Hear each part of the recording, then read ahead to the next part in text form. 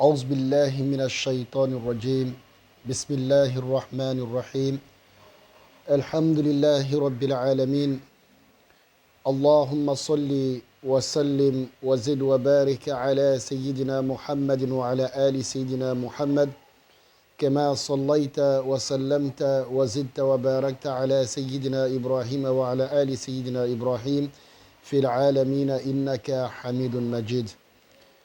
Chers frères, chères sœurs, assalamu alaikum wa rahmatullahi ta'ala wa barakatuhu. Nous disons alhamdulillah, nous remercions Allah subhanahu wa ta'ala qui nous permet de continuer ses enseignements. Comme nous le savons, nous sommes au chapitre du jeûne et aujourd'hui, Inch'Allah, nous allons parler particulièrement des conditions qui obligent le jeûne. Ça voudrait dire quoi en clair? Les conditions que nous voulons citer aujourd'hui, celui qui remplit toutes ces conditions, il a l'obligation de jeûner, Inch'Allah, sauf des exceptions que nous allons citer dans notre prochain enseignement, Inch'Allah. Chers frères, chères sœurs, nous devons savoir que la première des conditions qui oblige le jeûne sur un être humain, c'est d'abord l'islam. Pour que le jeûne soit obligatoire sur quelqu'un, il va falloir que cette personne soit d'abord une musulmane. Donc, ce qui voudrait dire que le non-musulman n'est pas concerné par l'obligation du jeûne. Le non-croyant n'est pas concerné par l'obligation du jeûne.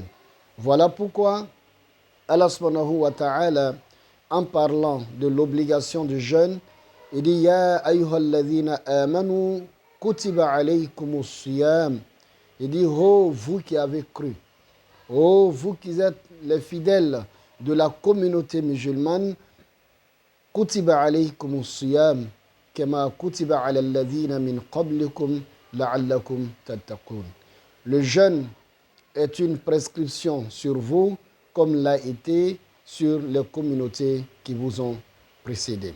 Donc ici, nous comprenons de façon claire que la première des choses, il faut être d'abord musulman. La deuxième condition qui oblige le jeûne, après avoir été musulman, c'est la puberté. Lorsque on est pubère, en islam, le jeûne devient obligatoire. Donc la puberté, comme nous pouvons le dire, chez les filles, c'est l'apparition des menstrues. Et chez les garçons, c'est la présence, du sperme.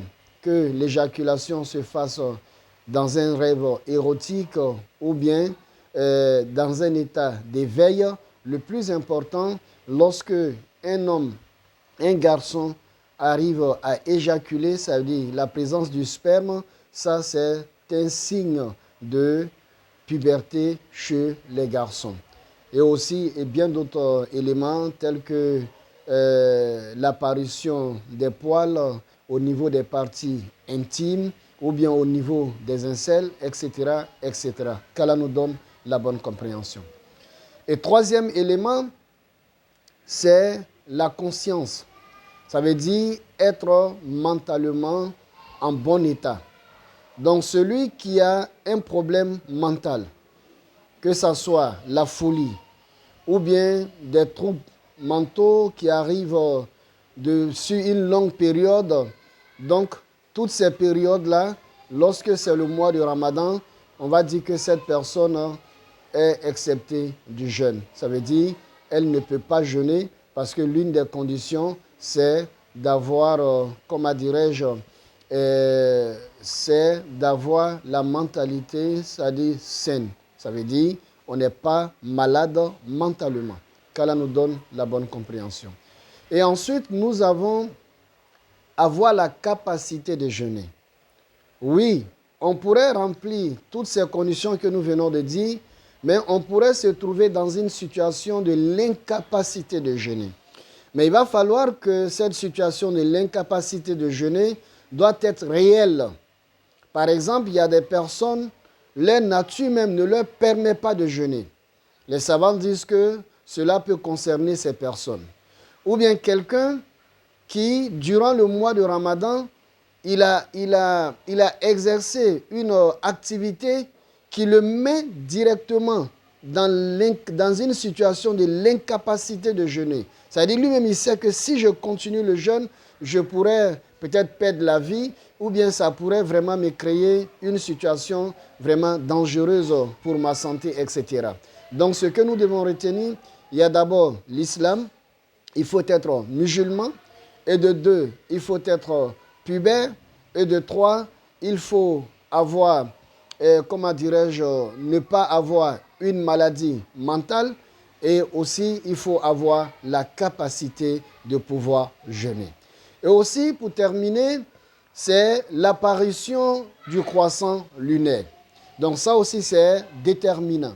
Donc lorsque nous sommes au 29e jour du mois de Sha'ban, les musulmans sont amenés à chercher la lune.